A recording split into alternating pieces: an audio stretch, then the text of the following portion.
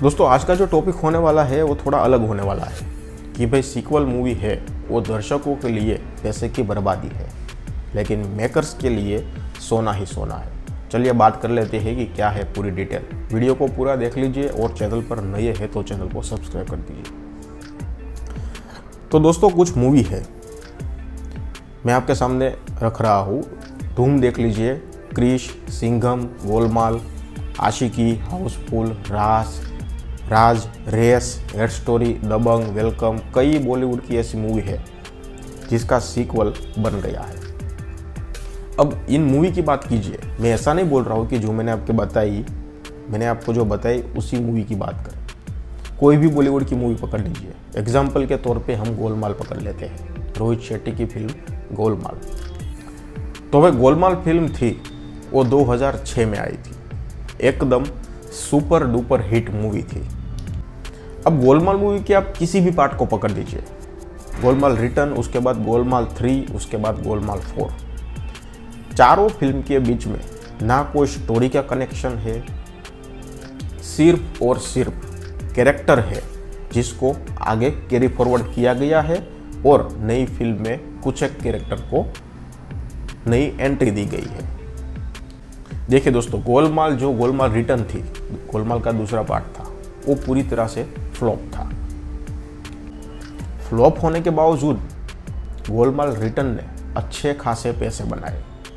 उसका रीज़न यहाँ पर दो है दोस्तों। पहला, नाम। गोलमाल फिल्म जो थी उसका फर्स्ट पार्ट था वो सुपर हिट था, दर्शकों ने काफ़ी पसंद भी किया था। तो इसीलिए गोलमाल 1 की वजह से लोग देखने गए। जी हाँ दोस्तों, गोलमाल 1 की वजह से गोलमाल रिटर्न को दर्शकों देखने गए। सेकंड रीज़न था दिवाली। हाँ जी दोस्तों, गोलमाल रिटर्न जब रिलीज़ हुई तब दिवाली का मौका था।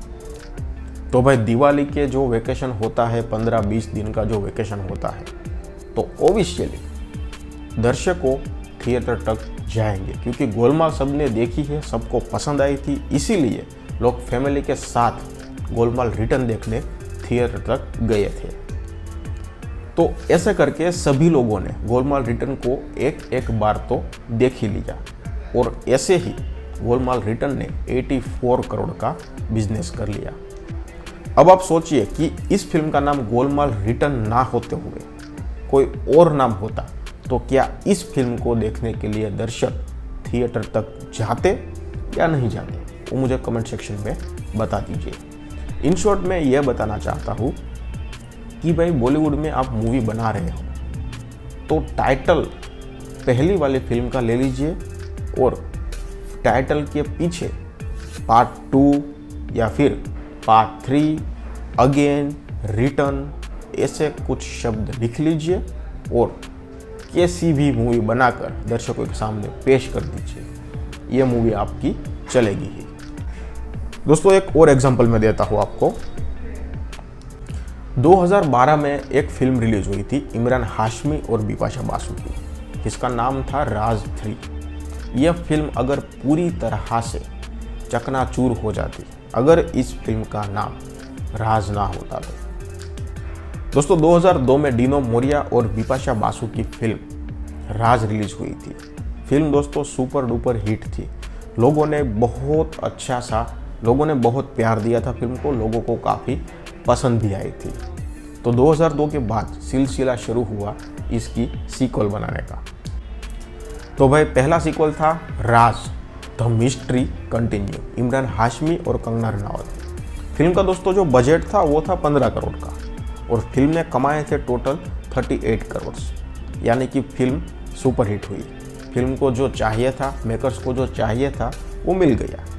उसके बाद दोस्तों राज 3 आई, जिसका बजट सिर्फ था 25 करोड़ रुपए, लेकिन फिल्म ने कमाए थे 97 करोड़ रुपए।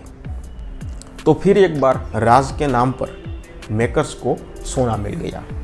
उसके बाद दोस्तों राज 4 आई, जिसका बजट था 31 करोड़, लेकिन फिल्म का जो कलेक्शन था वो हुआ सिर्फ 30 करोड़, यानी कि फिल्म पूरी तरह से चली गई, यानी कि फ्लॉप हो गई। तो इसके बाद लोगों को पता चल गया कि भाई राज के नाम पर मेकर्स हमको ची बना रहे हैं। तो मेकर्स ने उसके बाद राज का जो पूरा कॉन्सेप्ट था, यानी कि आगे की सीक्वल्स जो बनाने वाले थे, वो वहाँ पर ही स्टॉप कर दी, क्योंकि राज 4 से दर्शकों को तो नुकसान हुआ टिकट का, लेकिन मेकर्स को भी अच्छा खासा नुकसान हुआ। इसलिए मेकर्स ने आगे राज 5, 6, 7 बनाना ही बंद कर दिया। अब दोस्तों आप सोच लीजिए कि भाई राज 2, राज 3, अगर ये दोनों फिल्मों को कोई अलग ही नाम देकर अगर बनाया जाता तो क्या इतना कलेक्शन कर पाती ये फिल्म? क्योंकि राज था, जो ओरिजिनल फिल्म नाम था राज, उसके पीछे राज 2 लगाया, राज 3 लगाया। इसी वजह से राज 3 ने भी 97 करोड़ का कलेक्शन किया। अगर ये फिल्म का नाम कुछ और होता तो मुझे नहीं लगता कि इतना कलेक्शन ये फिल्म कर पाती। और ये जो पूरा कामकाज चल रहा है दोस्तों, ये सिर्फ बॉलीवुड में ही है। हॉलीवुड की फिल्में देख लीजिए, सीक्वल, उसका कनेक्शन पहली फिल्म से होता ही होता है। सबसे बढ़िया और सबसे बड़ा एग्जाम्पल आप मार्वल्स का देख लीजिए। एवेंजर ले लो या फिर थोर 1, 2 ले लो, आयरन मैन 1, 2, 3 ले लो। उसके बाद कोई भी मार्वल की कोई भी मूवी ले लो जिसका सीक्वल आता है, लेकिन उसका कनेक्शन किसी ना किसी तरीके से आगे की मूवी के साथ होता ही है। हॉलीवुड में तो ऐसा है, साउथ में भी ऐसा है। साउथ की देख लीजिए आप, बाहुबली फिल्म देख लीजिए, जो पहला पार्ट आया था, फिर उसके बाद दूसरा पार्ट आया, तो उसका कनेक्शन पहली फिल्म से था। KGF में भी देख लीजिए, जो पार्ट 2 आने वाला है उसका कनेक्शन पहली फिल्म से होने ही वाला है। और लेटेस्ट देख लीजिए पुष्पा, पार्ट 2 इसका आएगा तो उसका कनेक्शन भी पार्ट 1 से होने ही वाला है। तो हमें जो बनाया जा रहा है सबसे बड़ा चीज, वो सिर्फ और सिर्फ बॉलीवुड वाले ही बना रहे हैं। सीक्वल्स बना रहे हैं, लेकिन पहले पार्ट से कोई भी कनेक्शन होता ही नहीं है। कुछ भी कैसी भी फिल्म बना लेते हैं और उसको नाम दे देते हैं एक ओरिजिनल फिल्म का। सबसे घटिया फिल्म दोस्तों थी घायल। आप देख लीजिए, सनी देओल की जो फिल्म घायल थी, उसका सीक्वल बन के आया था हमारे सामने और उसका नाम था घायल 2। अब ना कोई स्टोरी कनेक्शन है, फिर भी तोड़ मरोड़ के कैरेक्टर को घायल से कनेक्ट करके हमें घायल 2 में उस कैरेक्टर को पेश कर दिए, हमें दिखा दिए। तो दोस्तों बॉलीवुड में लगभग 95% फिल्म ऐसी है जिसका ओरिजिनल फिल्म से कोई भी लेना देना नहीं है, फिर भी ओरिजिनल फिल्म का नाम लगा देते हैं, उसके पीछे 2, 3, अगेन, रिटर्न ऐसा कुछ लगा देते हैं और हमारे सामने पेश कर देते हैं और हमें थिएटर्स तक खींच लेते हैं। तो बस अंत में दोस्तों मैं यही कहूँगा कि भाई सावधान रहिए। अगर किसी भी बॉलीवुड मूवी का सीक्वल या फिर 3rd, 4th इंस्टॉलमेंट आ रहा है तो सावधान रहिए, सतर्क रहिए। किसी को पूछिए कि फिल्म कैसी है, देखने लायक है, रिव्यू देखिए, पब्लिक ओपिनियन लीजिए, उसके बाद ही थिएटर्स तक फिल्म को देखने के लिए जाइए। वरना इस फिल्म को OTT पर आने का इंतज़ार कर लीजिए, घर पे बैठे ही सीक्वल मूवी को देखिए, क्योंकि मुझे नहीं लगता है कि बॉलीवुड में आज तक रिकॉर्ड रहा है।